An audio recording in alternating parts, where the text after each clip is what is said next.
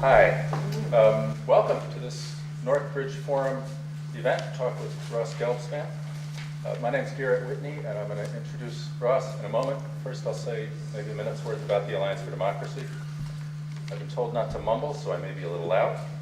The Alliance for Democracy is a national organization that's made up of independent local chapters. It was founded in 1996 to work towards strengthening real democracy in the U.S. with a particular emphasis on challenging the huge negative influence of large corporations.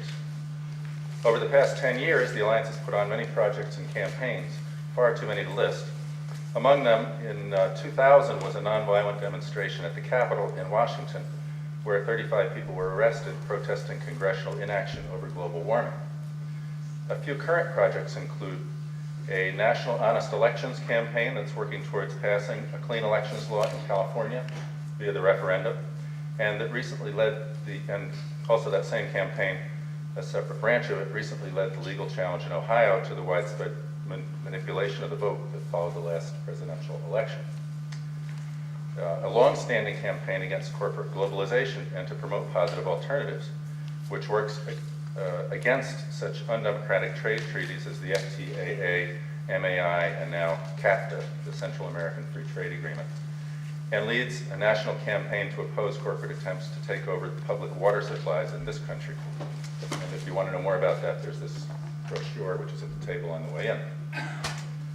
In Mendocino, California, the local Alliance chapter recently was successful in getting past the first countrywide ballot initiative banning the growing of GM crops.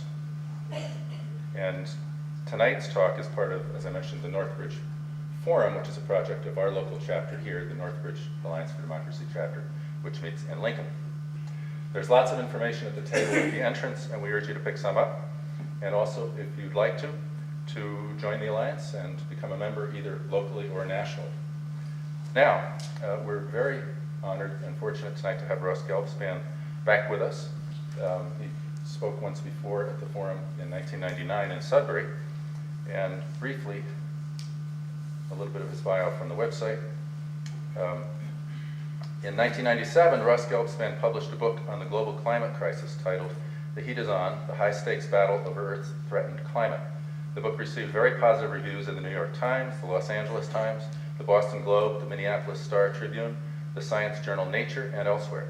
It was excerpted in the Washington Post, the San Jose Mercury, and elsewhere. Since its publication, Geldspan's appeared in numerous radio and television interviews, including Nightline, All Things Considered, and The Talk of the Nation. He was invited to the World Economic Forum in Switzerland in February '98, where he addressed government ministers and leaders of multinational corporations. In 2004, he published Boiling Point, How Politicians, Big Oil, and Coal, Journalists, and Activists Are Fueling the Climate Crisis, and What We Can Do to Avert Disaster. This book received the lead review written by Al Gore in the Sunday New York Times Book Review, and it was named one of the top science books of the year by Discover magazine. Geldspan's written on climate-related issues in the Atlantic Monthly, Harper's, The Nation, The American Prospect, Mother Jones, and Sierra magazine, among others, as well as op-ed articles in the Baltimore Sun, the Boston Globe, Christian Science Monitor, and numerous other newspapers. So in 1999 in Sudbury, as I mentioned, Mr. Gelbspan spoke, and I spoke to him afterwards and asked him, what are you going to do next? And he said, well, I'm really exhausted. I think this subject's, I think I've really done this subject thoroughly. I'm getting out of the business. And I want to thank him, and I don't want to thank God these days, but thank you that you didn't quit, because it still goes on, doesn't it? Anyway, welcome. Please give a big hand to Ross Gelbspan.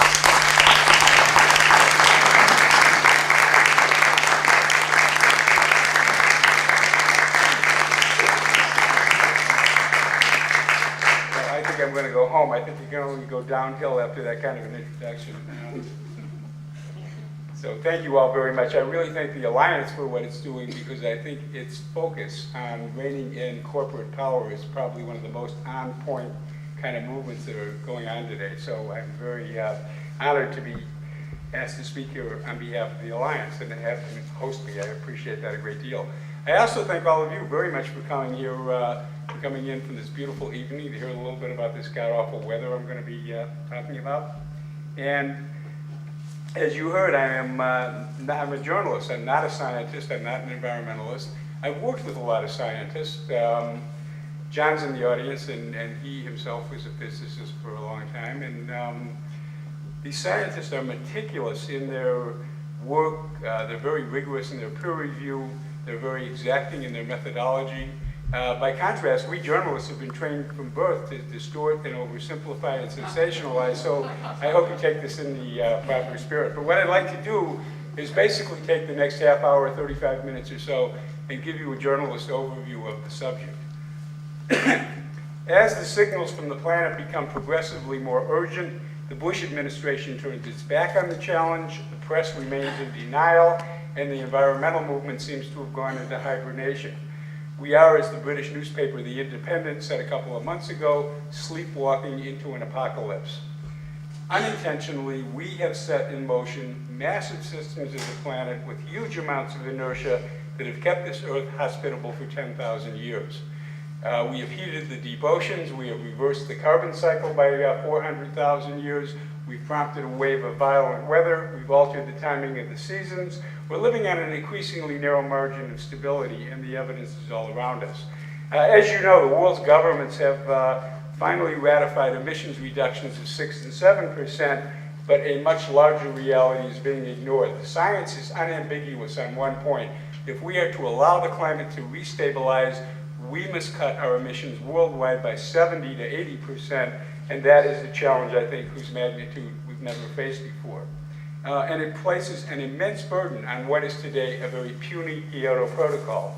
There's no argument that, judged by the demands of nature, the protocol is inadequate, its goals are too low, its timing is too slow. Just for one example, the 10 hottest years on record have happened since 1990, and the planet is heating at a rate faster than at any time in the last 10,000 years. But I think, judged by the history of human political achievement, the protocol provides a historically unprecedented diplomatic platform to bring all the countries of the world together around a common and potentially transformative project. And I'll talk about that a little bit later in the talk. One test will come in a couple of weeks when the delegates to Kyoto meet again in Bonn, and they must be permitted to stake out higher goals and shorter timetables without being sabotaged by the US, as happened about 5 months ago. As Dr. Rajendra Pachauri, who was head of the Intergovernmental Panel on Climate Change, said, we have a 10-year window to make very deep cuts in our carbon fuel use if, quote, humanity is to survive. I'm not going to talk very much about the science, but the facts underneath the science are very simple. Carbon dioxide in the atmosphere traps in heat. For 10,000 years, we had the same amount, 280 parts per million, until about 150 years ago when the world began to industrialize. That 280 is now up to 380. That is a level this planet has not experienced for 420,000 years. Unchecked, that 280 will double later in the century to 560, and that correlates with an increase in the average global temperature of 4 to 10 degrees. And for context, the last ice age was only 5 to 9 degrees colder than our current climate. Each year, we're putting about 7 billion tons of carbon into an atmosphere whose upper limit is about 10 miles overhead. The first consequence of the very small warming that we've seen, and it's only warmed by 1 degree over the last century, is basically a forcing of the planet's hydrological cycle, and that's expressing itself in longer droughts, in much more intense downpours of rain and snow, in more severe storms, in more frequent heat waves. And the best evidence of it is this relentless succession of extreme weather events that have been increasing in frequency and intensity all over the world. I want to give you a couple of examples just from last year, 2004. Southern Australia suffered through the second year of the worst drought in its history. That drought has decimated crops, it's cut farm incomes in half, and it's created fears that this is a new permanent condition.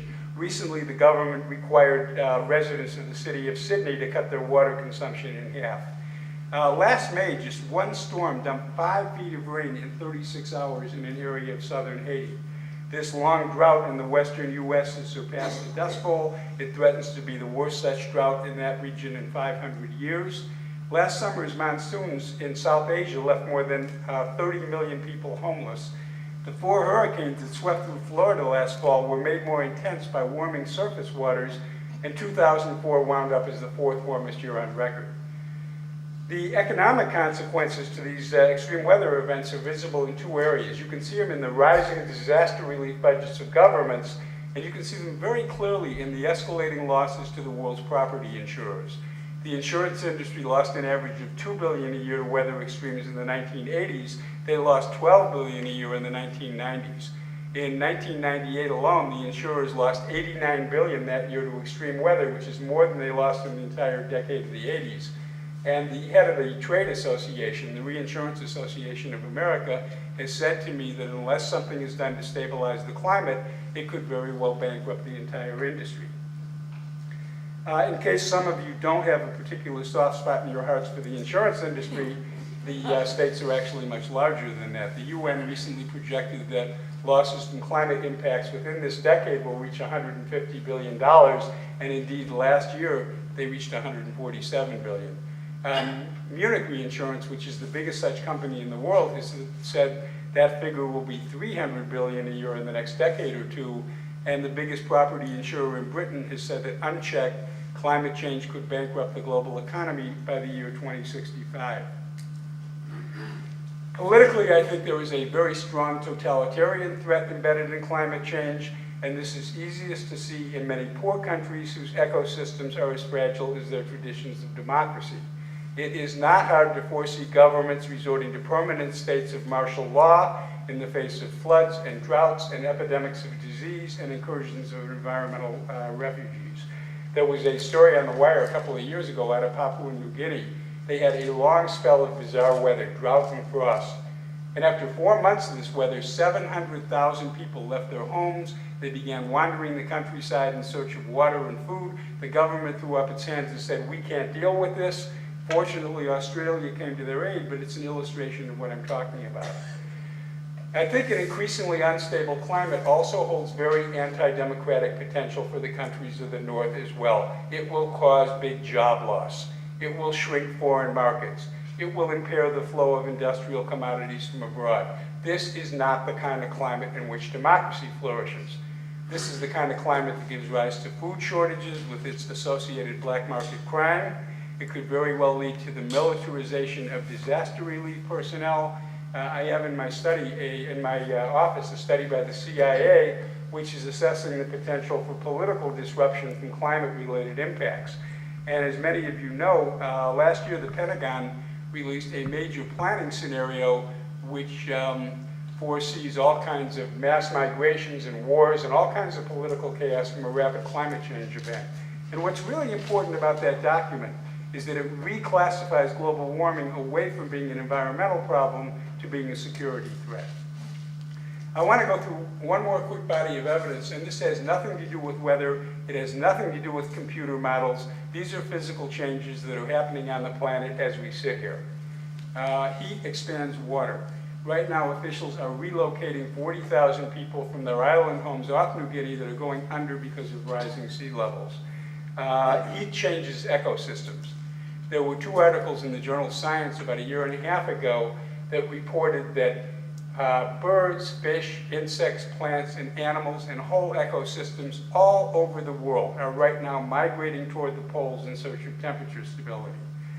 Warming is also accelerating in the deep oceans. It's been measured to a depth of 2 miles, which is extraordinary if you consider the inertia of the oceans. And one of the things that's doing is causing the big breakup of Antarctic ice shelves.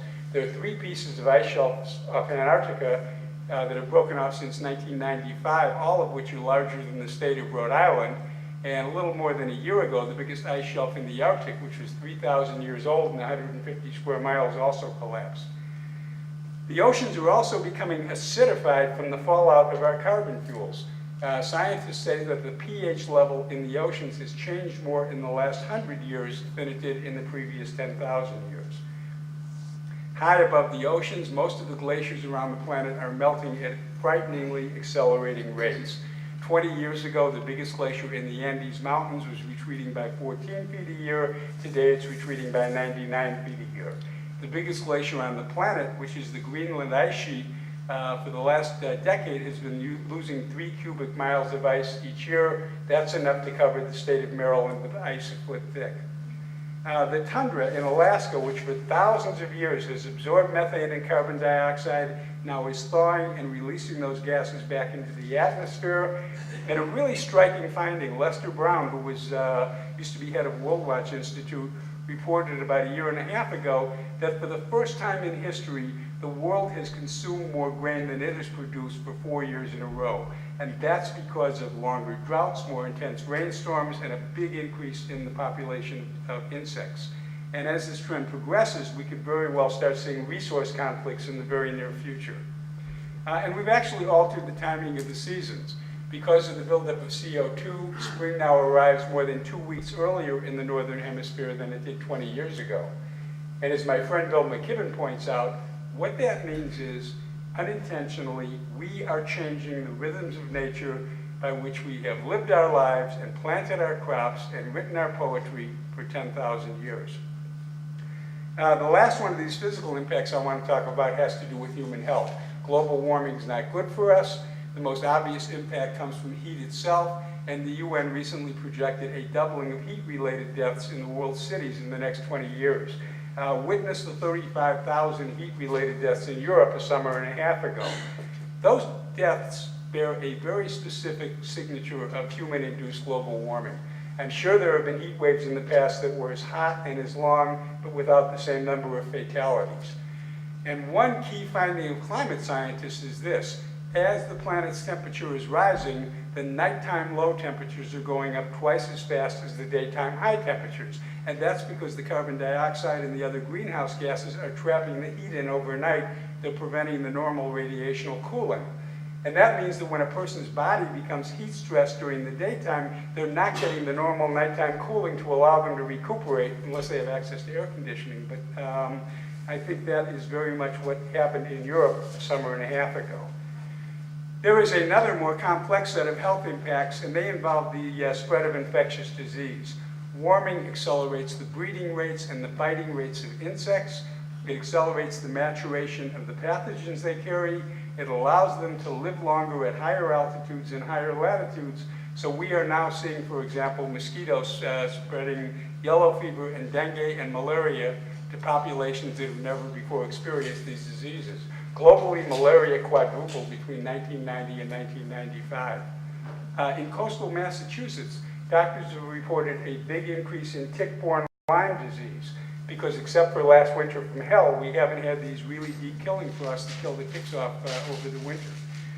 The British medical journal, The Lancet, recently called indifference to climate change a form of biopolitical terrorism. So the consequences to our social existence are truly profound.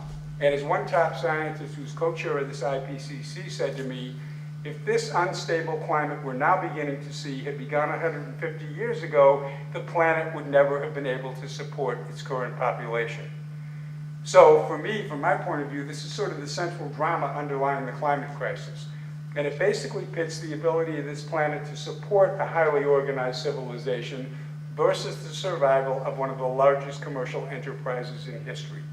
The oil and coal industries together generate more than $1 trillion a year in commerce. They support the economies of more than a dozen nations. And in this battle, their resources are virtually without limit. For more than a decade, the fossil fuel lobby has mounted a very effective campaign of deception and disinformation, almost exclusively inside the US, designed to persuade the policymakers and the public that this issue is stuck in uncertainty. That campaign for the longest time targeted the science, and in so doing, it marginalized the findings of more than 2,000 scientists from 100 countries reporting to the UN in what is the largest and most rigorously peer-reviewed scientific collaboration in history. That same campaign has also misrepresented the economics of an energy transition, and now with its new champion in the White House, it has attempted to demolish the diplomatic foundations of the Climate Convention, and it has been extraordinarily successful in maintaining a drumbeat of doubt in the public mind. I want to give you a couple of quick examples of what I'm talking about. A little more than a decade ago, Western Fuels, which is a $400 million coal operation, was very candid in its annual report. It said it was out to attack mainstream science. It enlisted 3 scientists who were skeptical about climate change: Fred Singer, Pat Michaels, Bob Boeing. It turned out that these scientists received more than $1 million under the table in a 3-year period from the coal industry, and that was never publicly disclosed until we published it. Western Fuels and several other coal utilities then launched a public relations program to send these gentlemen all around the country doing lots of media interviews and speeches, buying them a lot of airtime and so forth. And we got a copy of the strategy papers for that campaign. And it said explicitly the purpose of the campaign is to reposition global warming as theory rather than fact. And more specifically, it was designed to target older, less educated men and young, low-income women in districts that get their electricity from coal and preferably have a member on the House Energy Committee. It was very specific. The industry followed this with a $250,000 video that got very wide distribution. Somewhere in between, the argument changed. First time around, they said global warming isn't happening. Next time around, they said it's good for us. And the argument the video makes is, as we get more warming, we can grow more food up in the far north and help feed an expanding population. And to an uninformed viewer, that sounds pretty good, even though the soils up in the Arctic are not very good, very fertile for growing. But there are a couple of omissions from that video, and the first one, as I sort of mentioned before, is the bugs. Because of all the systems of nature, one of the most sensitive to temperature change is insects. And all the relevant scientists agree that as the temperature rises, we will see a big increase in the population of disease-spreading and crop-destroying insects. There's a second omission that I think is even more unconscionable, and that's this. As the temperature goes up and we get more CO2, we in northern North America will have, for a temporary period, a longer growing season. After that, the plants will become overstressed and bad things will happen. But that same increase right now will have a devastating effect on the food crops in the tropical regions where most of the world's poor and hungry people live. A half-degree increase will cause a big drop-off in the rice yields in Southeast Asia. It'll cause a 20 to 30% decline in the wheat yield of India. That's stuff the video doesn't mention. This manufactured denial is by far the biggest obstacle facing everyone trying to work on this issue today. This is the predictable campaign of this outcome of this campaign that was launched more than a decade ago by the coal industry and is now being carried forward most prominently by ExxonMobil, which has spent more than $13 million in the last 5 years financing these skeptics and their institutions. We had a little fun with a very visible skeptic a couple of years ago, Fred Singer. Fred wrote in the Washington Post that he had not received any oil industry money for 20 years since he had done some consulting gig for the oil industry. Whereupon we published a piece in The Nation saying he got about $75,000 at least from ExxonMobil in 1998.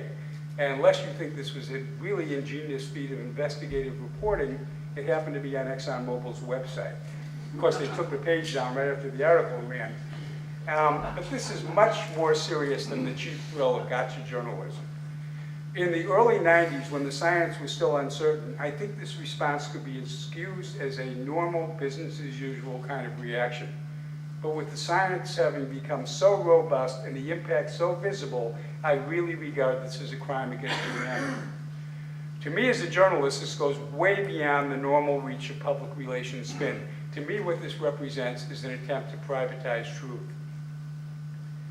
The skeptics are fond of pointing out uncertainties in the science. They've made a living off uncertainty, but they've used it in a very selective and misleading way.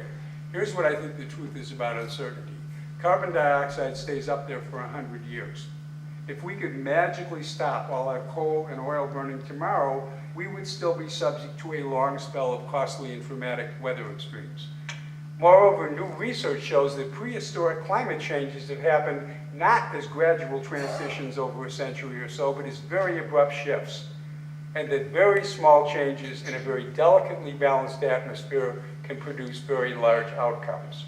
So not only are we gambling with our futures, we are gambling with our eyes blindfolded. We can't really read the cards we've been dealt. Here's some good news. Outside the US, there is virtually no debate in any other country in the world about what is happening to the climate. All the debate in the other countries is on the policy side. How do we change our energy systems without wrecking our economies, which is where I think the debate should be. And as one example of that, as the US has been dragging its heels, a number of European countries have decided to really stake out and start moving. So Holland is right now implementing a plan to cut her emissions by 80% in 40 years. Tony Blair has committed Britain to cut emissions by 60% in 50 years. The Germans have committed to cuts of 50% in 50 years. About a month ago, President Chirac of France called on the whole industrial world to cut its emissions by 75% in the next 45 years.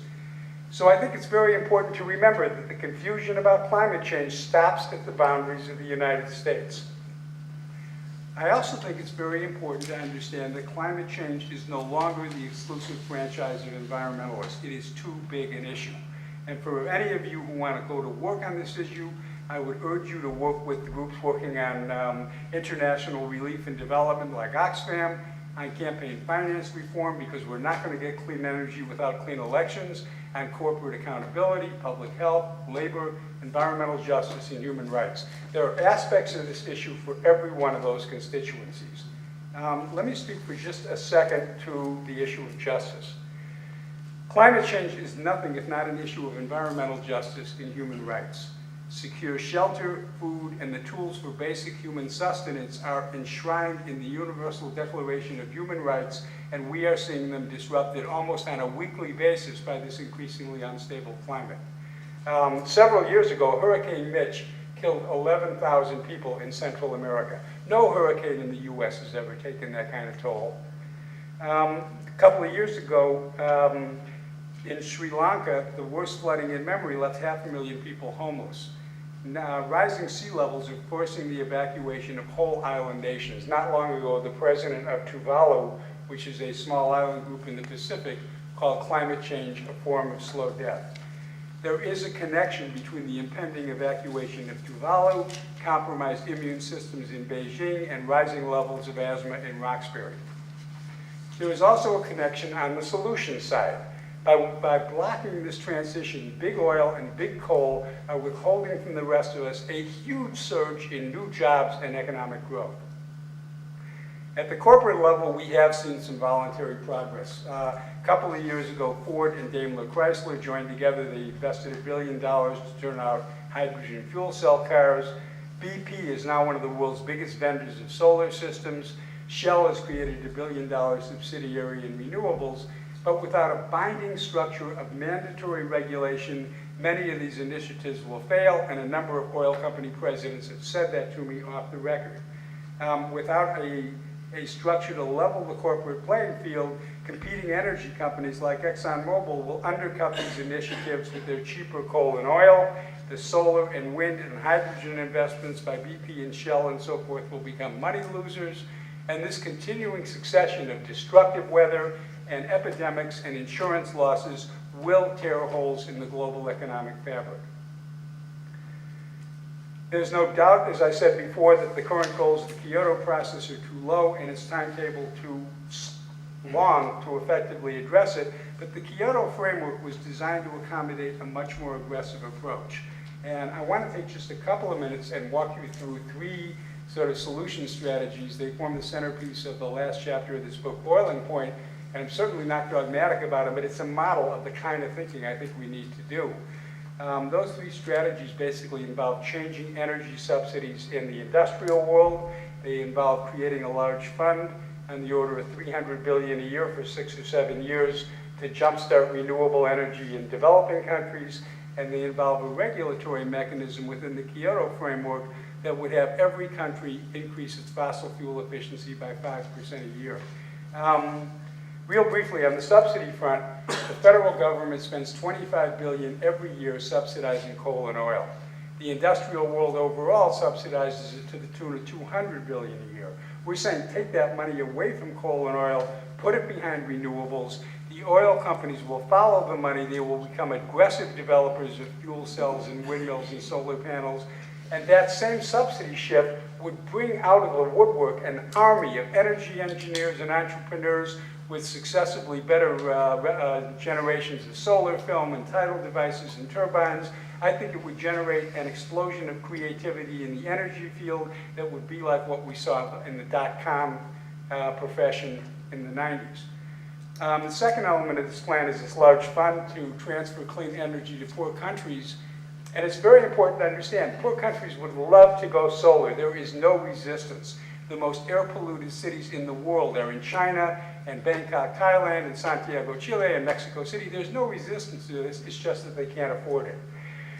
So we're proposing that you can do this any number of ways. You can fund it with a carbon tax in industrial countries. A British minister has proposed a tax on international airline travel.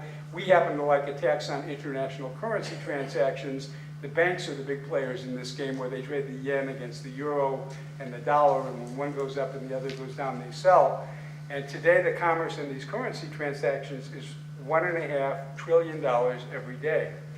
And were we to tax these transactions at the rate of 1/4 penny on a dollar, that would net out to the $300 billion a year for clean energy in poor countries. The final mechanism which would make this all work is this progressive fossil fuel efficiency standard that goes up 5% a year.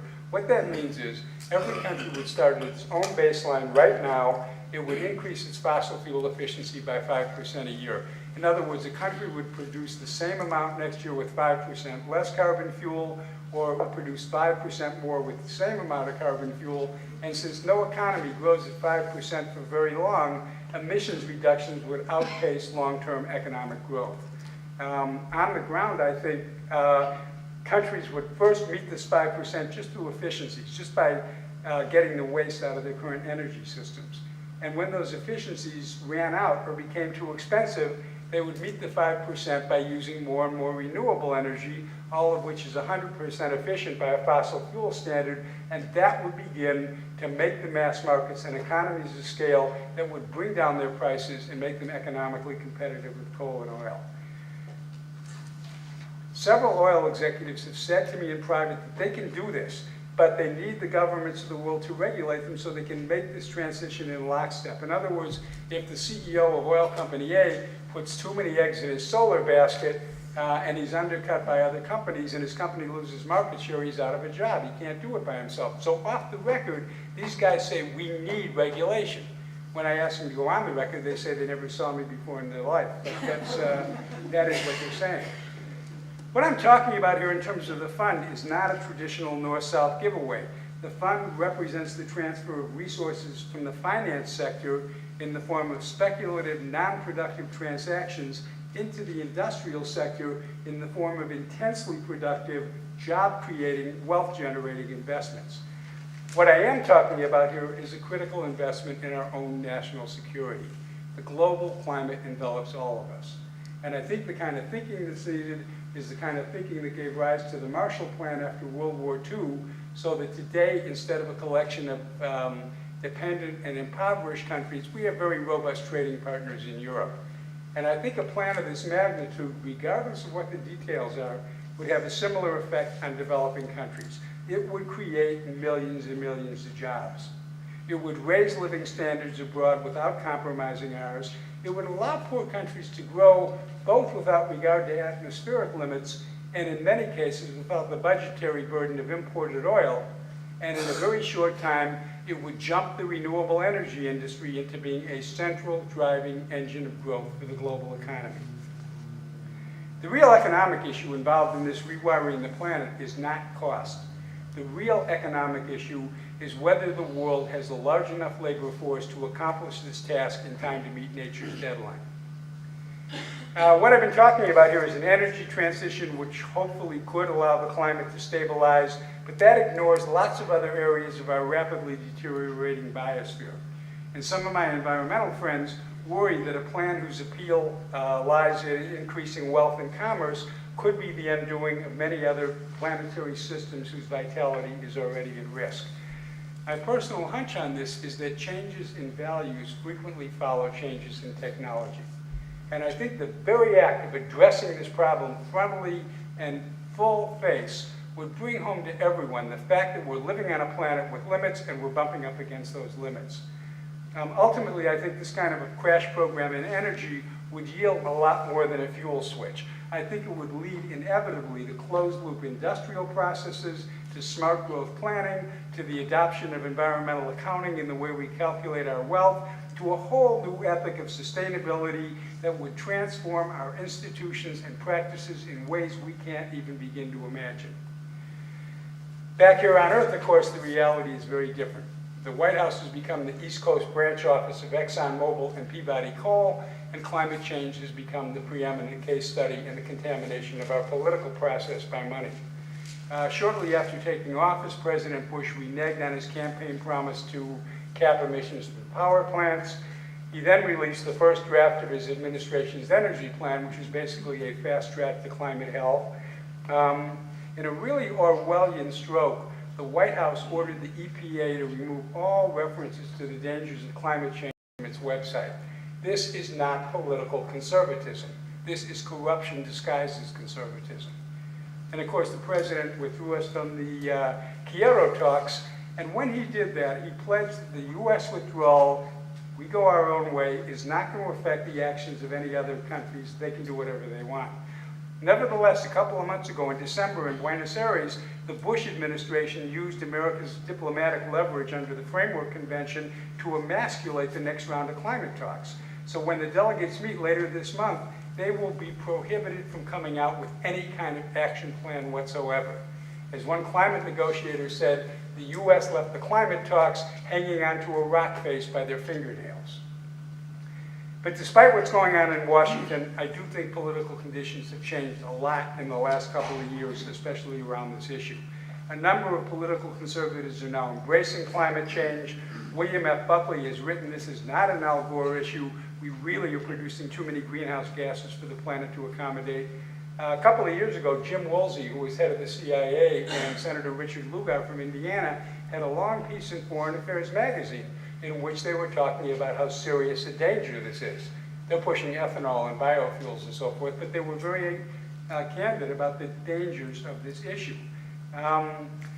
Paul O'Neill, the former Treasury Secretary, the first Treasury Secretary under Bush, has likened the coming impacts of climate change to a nuclear holocaust, and the person taking the lead in the Senate to begin to regulate carbon dioxide is conservative Senator John McCain. On the ground today, many, many activist groups are taking up climate as their central issue. The religious community has become involved in a very, very big way, and there are growing numbers of cities and states and universities and municipalities that are now implementing their own emissions reductions program. Beyond reducing emissions, however, I think that this climate crisis provides a very small moment of opportunity to make some much bigger changes in some very destructive dynamics that characterize the political and economic environment that we live in today. Most people who follow climate change tend to view it very defensively. The coming impacts are truly unnerving, and they really could be potentially very, very destructive. But I think what's missing from this perspective is an appreciation of the real transformative potential embedded in the climate crisis. I believe very strongly that a real solution to climate change could contain the seeds to solutions to some of the other major problems threatening us today. I think a real solution to the climate change done globally and in cooperation has the potential to begin to mend a profoundly fractured world. Let me give you a couple of quick examples and I'll wrap up. Let's take our vulnerability to terrorism.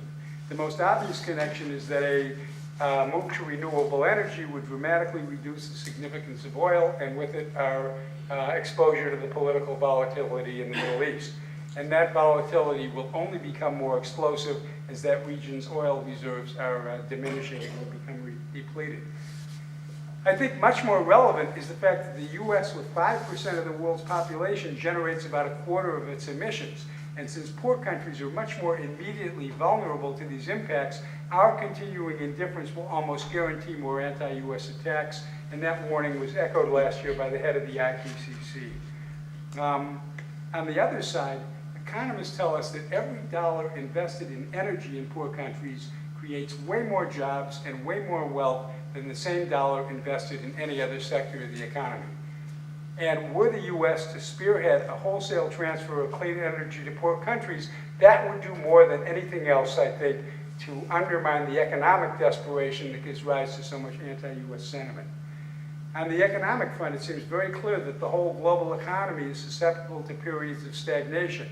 And while tax cuts and interest rate reductions can provide some short-term help, I think a really effective recipe for long-term economic help has to include a component of public works programs. They are reliable, businesses can depend on them, the public can depend on them, the economy depends on them. And what I'm talking about here, of course, is a public works program to rewire the world with clean energy. I think without question that would be the most productive investment we could make in our future, and within a decade I think we would see a worldwide and continuing economic liftoff. I think equally important, especially given the focus of the Alliance for Democracy, is the fact that a solution which is really appropriate in scale and magnitude would be a little pilot project to begin to put democratically determined boundaries around the operations of multinational corporations, starting with big coal and big oil. So despite the current political situation, I really believe for a whole host of reasons the time is right for a major offensive on the climate crisis. We have as allies most of the nations of the world, we have growing numbers of corporations, and most importantly, we have nature. Climate change is only going to get worse. But the time for action is very, very short. As I mentioned before, the oceans are heating, the tundra is thawing, the glaciers are melting, violent weather is increasing, and all that has happened from 1 degree of warming. And by contrast, we are now looking forward to a century of 4 to 10 degrees of warming. I think our civilization is standing at an extraordinary crosspoint. And while a positive prognosis is probably too visionary, I think the alternative, given the escalating instability of the climate and the increasing desperation over global inequity, is really horrible to contemplate. Our modern history has been marked by both the totalitarianism of command and control economies and the opulence and brutality of unregulated markets and runaway globalization. I think it's possible that this kind of a project around global warming and an energy transition could provide a little pilot, a model, to move us to where I really think we want to go, and that is toward that optimal calibration of competition and cooperation that would maximize our energy and creativity and productivity, and at the same time dramatically expand the baseline conditions for peace. Peace among people and peace between people and nature. So thank you all very, very much for your attention. I very much appreciate it.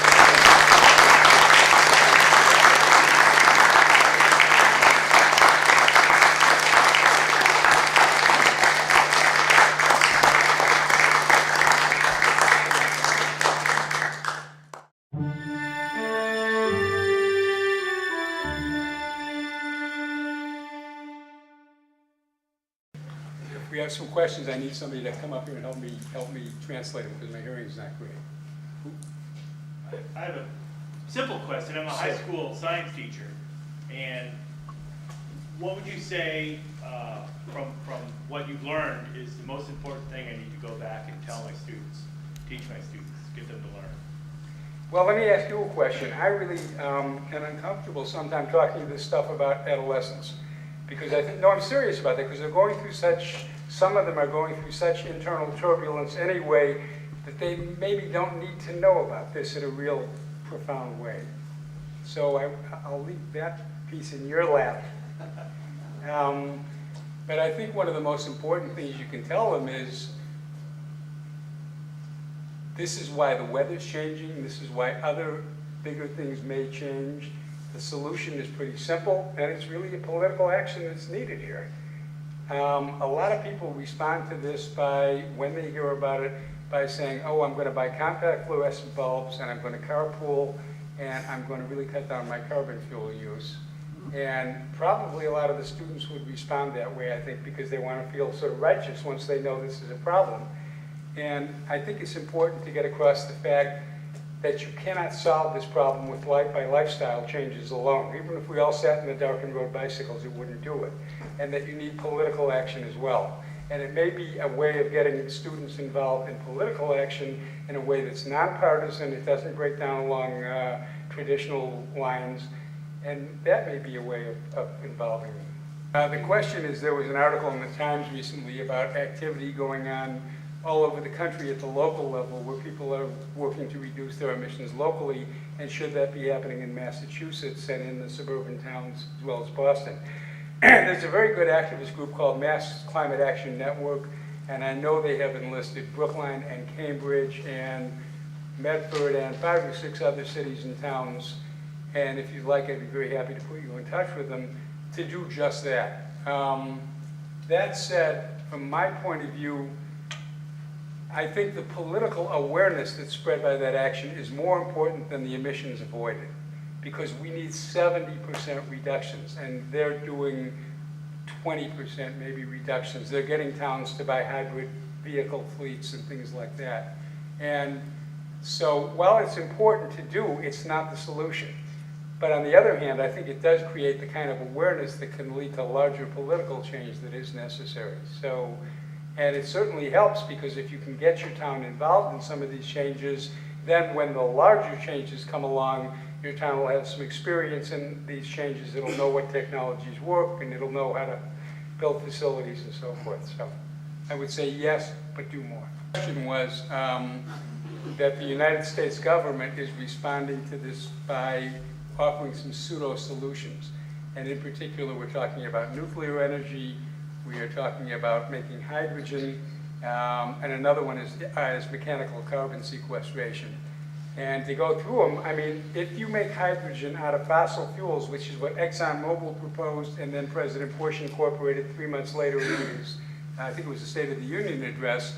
If you make hydrogen from fossil fuels, you create as many emissions in the production process as to neutralize the carbon-free fuel at the other end of the pipeline. The real clean way to make hydrogen is by putting electricity into water. And what that means is basically using photovoltaic panels and windmills and so forth with water, basically, and capturing the hydrogen. That's not the way ExxonMobil wants to do it. Another thing that's being pushed is mechanical carbon sequestration. In other words, what they're talking about is building these huge, like pumps sort of around power plants and sucking the carbon dioxide out and burying it in deep underground mine shafts and wells and so forth. And from my point of view, it basically looks like a full employment act for Bechtel and Halliburton. But even in that aside, they found out that CO2 at lower levels has really mutating effects on microbial life. I don't know how that important it is or isn't. There's also no way to ensure it stays down there, that there aren't seismic events that trigger it. But the bottom line on this carbon sequestration stuff is these plants are hugely expensive. And I want to see an analysis of how many windmills could be built for the same amount of money it takes to build a carbon sequestration plant. And that also addresses your question about nuclear energy, both in terms of cost, because if it's going to be operated safely, it's a very, very expensive technology.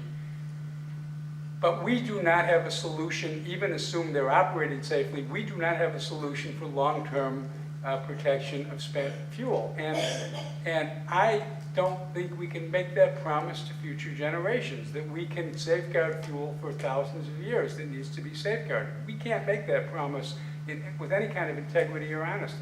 So for that reason, I really think it's very important that we think in terms of wind energy and renewables. Just to give you one quick contrast, there was a study by the Department of Energy about 10 years ago that said that if the US built big wind farms in the nation's wind corridors, these are in the Dakotas and the upper Midwest and West Texas, and some on the coast also, those windmills could produce all the electricity the country uses.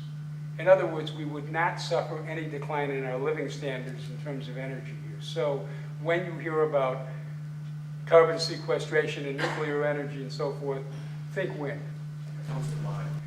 The question is, what do I think about in terms of oil depletion in the context of global warming? What I know from the work that's been done is that the world will be approaching peak oil in the next decade or so. The United States already has. And so we will have exhausted known reserves, and we'll be drawing them down very rapidly because India and China are using a lot of oil to industrialize. Not soon enough. But not soon enough. I think, first, from a purely scientific point of view, we still have way too many emissions up there, and by the time we really do reach the end of oil, the climate will be going bluey. But even that aside, assuming that the climate could withstand another decade of oil use, there are great plans underfoot to convert coal into gasified and liquefied uses. We have enough coal for 250 years just in this country. So I think while you will see the end of oil, you are seeing a lot of energy companies right now laying the groundwork to convert coal for transportation and other uses and so forth. And there's virtually no end in sight to the amount of coal there. So that's essentially my reactions to the end of oil. The question was, rather than talking in general about certain industries and politicians, we should begin naming names and really holding individuals accountable. And this is what sort of came out of this media reform conference. I think the names that should be used right now are the names of the people who published the New York Times and the Washington Post and the Boston Globe, because from my point of view, given my professional background, it is the media that is the problem. And if, for example, the media were to cover this story in an ongoing and consistent way, I think it would have a huge, huge impact. One short example, I mentioned some of these extreme weather events. They're also playing a much bigger part of news budgets. And if every time the media were covering a severe storm or a bad heat wave or a big flood, they put in a line that said, scientists associate this pattern of violent weather with global warming, that would mobilize the public in 6 months. And to me, a big villain in the piece, and it hurts me in the heart to say it because I spent 30 years in the business, is the media. And it's really their failure to report this issue the way they should. There are enough aspects to this issue that involve international relations and diplomacy. They involve conflicts between what's going on at the local level and the national level politically. It involves technology development. It involves science. It involves economics. It involves so many areas of coverage that instead of ghettoizing coverage of climate change as a subbeat of environmental reporters, it should be referenced in stories throughout the paper on a regular basis. And I think the press really is the one institution that I hold most responsible for this. Going back to what you were saying earlier, you're saying let's name the names of Lee Raymond. He's the CEO of ExxonMobil. I must tell you, I've talked to a bunch of oil company presidents and coal folks too, and in particular, some of the oil company presidents know what's going on. They don't know it in detail like I do and many of you do, but they don't deny it's happening. What they say off the record is, I am so trapped in these competitive dynamics, I have to do this. I have about a 5-degree margin within which I can do a little bit of clean energy or something. If I go beyond that, my company loses market share, the share price is dropping, I'm out of a job. So, you know, they feel as trapped in their competitive dynamics as low-wage workers do. And to me, to single out any one company or any one executive is sort of missing the point. Because what they also say is we need the governments of the world to regulate us so we can all make this transition together in lockstep and maintain our market share as we do it. So both listening, having a bunch of off-the-record private conversations with these oil company presidents and knowing how negligent the press is in covering this, to me, the larger villain is the press and the one that could make the bigger difference. What the question was, or the observation was, is that these oil company presidents who say they want this regulation are fighting it tooth and nail when it comes to Washington, when it comes to their lobbying efforts and so forth. And that's absolutely true. That's absolutely true. But again, I think they're driven by this competitive dynamic that they're living in. And I don't see a way out for them, and I don't think they see a way out for themselves. And if, as a group, they were to ask for this kind of regulation, I think it would be really interesting. BP and Shell are very susceptible to this. Texaco was, even Unocal was, which has a horrible human rights record in a lot of other areas, but I'm just looking at their performance on climate change. So I took this plan that I mentioned briefly, you know, the solutions ideas, and I had to sit down with some executives from ExxonMobil, and I said, you know, BP likes some of this, and Shell likes some of it, and so I'm bringing you this plan, and maybe you guys can sit down and help me rewrite it in a way that really works for you as a company. And they said, we're not interested in cooperating with BP and Shell. BP and Shell can go their own way. We're going to outcompete them, we're going to outdrill them, and we have no interest in cooperating with them whatsoever. I don't know how one deals with that, but I'm telling you that's what's out there. the question was, this gentleman thinks the problem is in our own lifestyles here, and he doesn't think that changing energy structures in developing countries is really the answer. And I partly agree with you, but I also think it's a little bit of a blame the victim situation. In other words, nobody is saying we shouldn't drive. What we're saying is if all the cars were hybrid cars, that would immediately cut our emissions in half from the transportation sector. Okay. The way the emissions go is it comes 1/3 from electrical generation, 1/3 from transportation, and 1/3 from thermal uses of heating and cooling and industrial uses. And I don't think we can make those changes with our own lifestyle. And I mean that. I'm saying even if we sat in the dark and rode bicycles, we wouldn't do it. We need the political action that forces this government to pass laws, that requires the automakers to only sell us fuel cell and hybrid cars, that requires the utilities to only sell us energy from clean sources, from tidal power and from wind and so forth. I think that's the kind of action we need to take. I'm not saying we shouldn't be energy frugal when we live our lives, but I am saying that individual lifestyle changes will not solve this problem. And I think they need to happen in tandem. And I think if you overemphasize the lifestyle change as opposed to the political action change, you'll have a number of people walking around feeling pretty righteous about the fact that my wife bikes to work every day, 2 miles up to Beacon Hill. She loves bicycling, right? I've outfitted our whole house with compact fluorescent bulbs. That is not enough of a change. You need political engagement. And I think a lot of people are very comfortable living sort of righteous lifestyles and staying away from this sort of nasty, dirty world of politics. And I think that's really having detrimental effects in this country in a lot of areas. The question was, how do we pressure the media? Because that's clearly what needs to happen. The gentleman was talking about the use of torture not as an isolated incident, but as a policy itself in terms of the detainees in Guantanamo and also in Abu Ghraib in Iraq. And that has not been covered by the media at all. The media has reported it as some individual soldiers gone awry and out of control and so forth. The question of how to pressure the media is very, very difficult. I think one way to do it is by having public demonstrations in front of news outlets, getting other news outlets to cover those demonstrations, demanding in this case that they tell us the truth about climate change or we will cancel our subscription or change the channel. I think that means a lot to individual news outlets.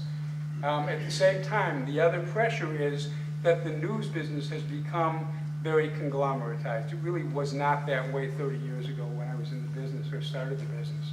And so where a lot of the news outlets used to be owned by companies or families that really believed in the mission of news providing, and they were content to make an 8 or 9% profit along the way, what you have now is mostly the mainstream news business is really essentially it's the tail of Wall Street that's wagging the dog. And so what you're having are marketing decisions replacing news judgment. And as a result, you're seeing less news. On the inside, reporters are given less time, there's smaller staff, there's cost cutting that goes on that end. And on the other side, it's become a ratings game. So you see less news, you see more celebrity coverage, you see more self-help articles, you see more trivial medical stuff. And that is what's happening to the media. And yes, I get my information the way you do. I go on the internet, I read The Independent, I read The Guardian, I go to the Times of India. I just saw a piece in a Taiwan newspaper today.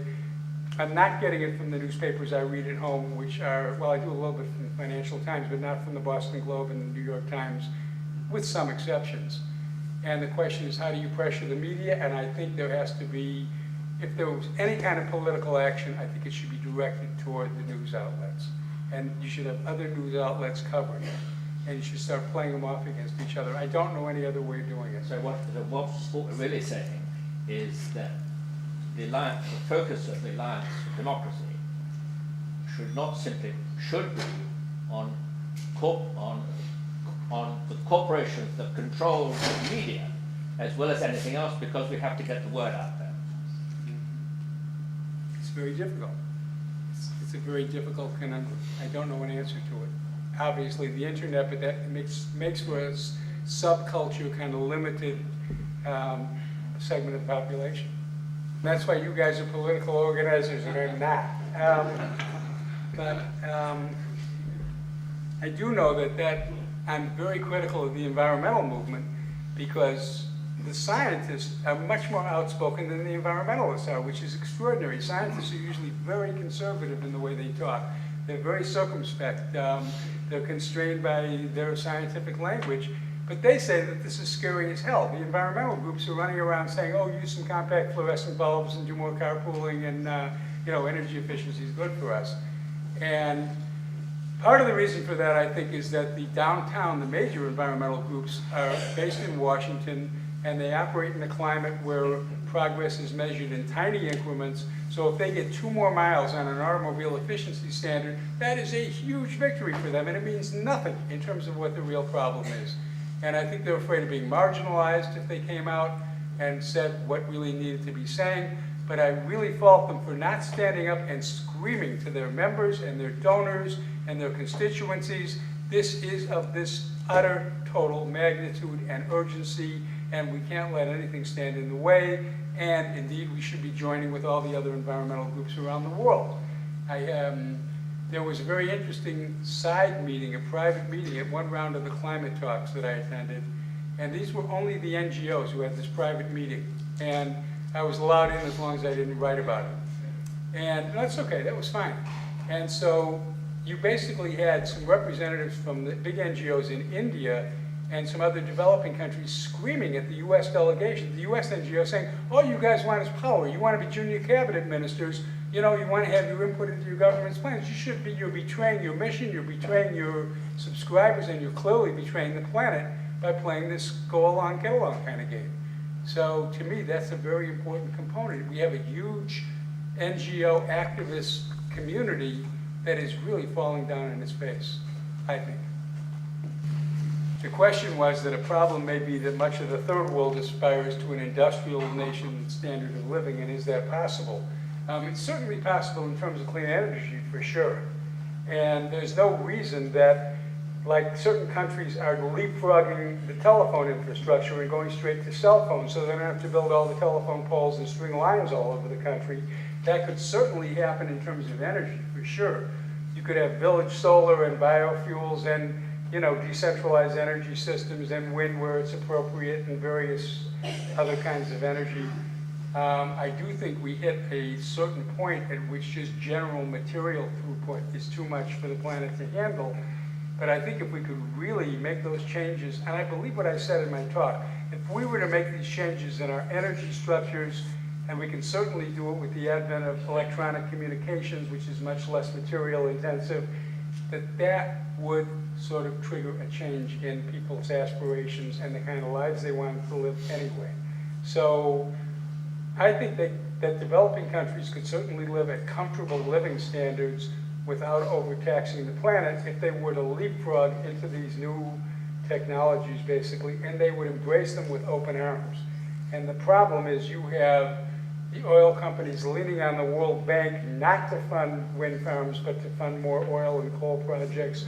You have development assistance predicated on some of these hooks that require these developing countries to buy into not just our lifestyles, but the destructive industrial methods that are outmoded and they're really taking their toll on the planet. And I think that's where the real crunch comes.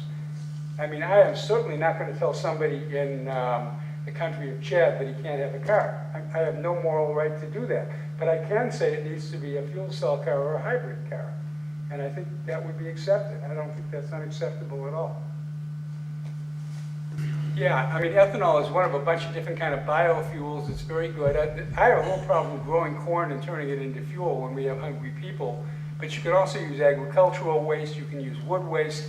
There's lots of different types of organic waste that can be used to create energy.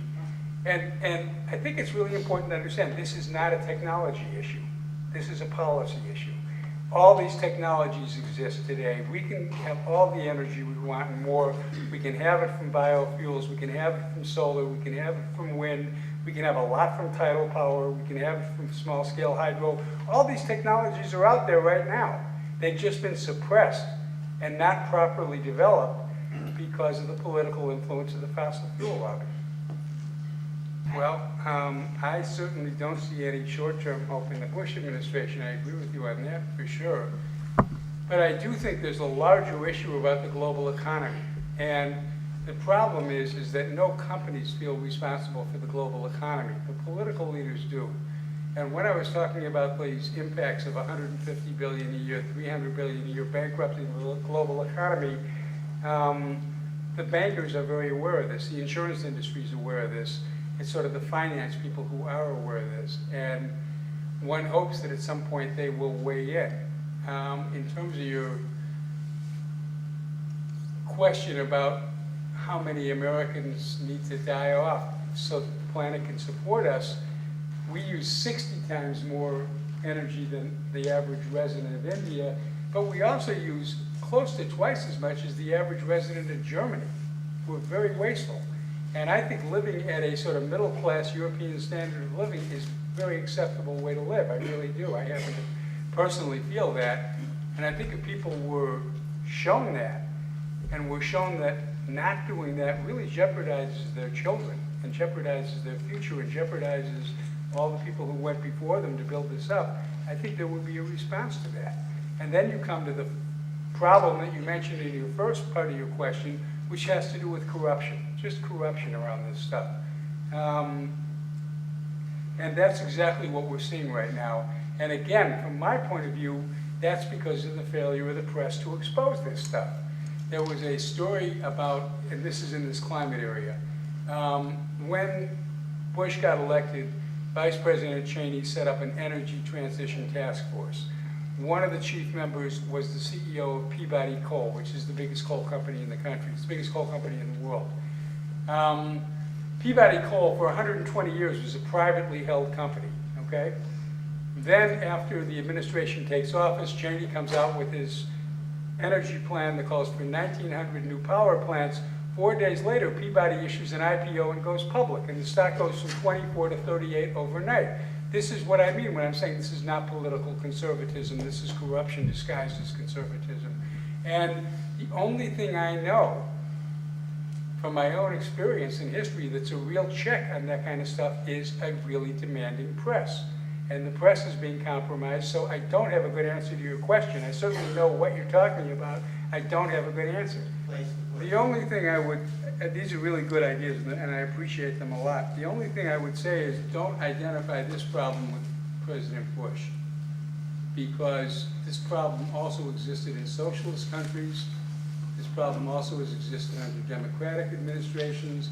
What we need to do is re-examine our fundamental, I think we're living in a time of real fundamentalism, free market fundamentalism that is as dominating and encompassing as Islamic fundamentalism is to segments of the population in other countries. And I think we really need to examine the premise of economic growth as a necessarily benign thing.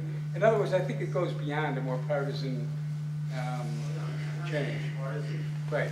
Let me tell you, I had a really interesting discussion about 1.5 years or 2 years ago at a conference with some representatives of the French, Swiss, and Canadian governments. And at the time, they said to me, this is like 1.5 years before Kyoto Protocol happened, and they said to me that if and when Kyoto ever comes into force, they were talking about bringing the US to court under the World Trade Organization.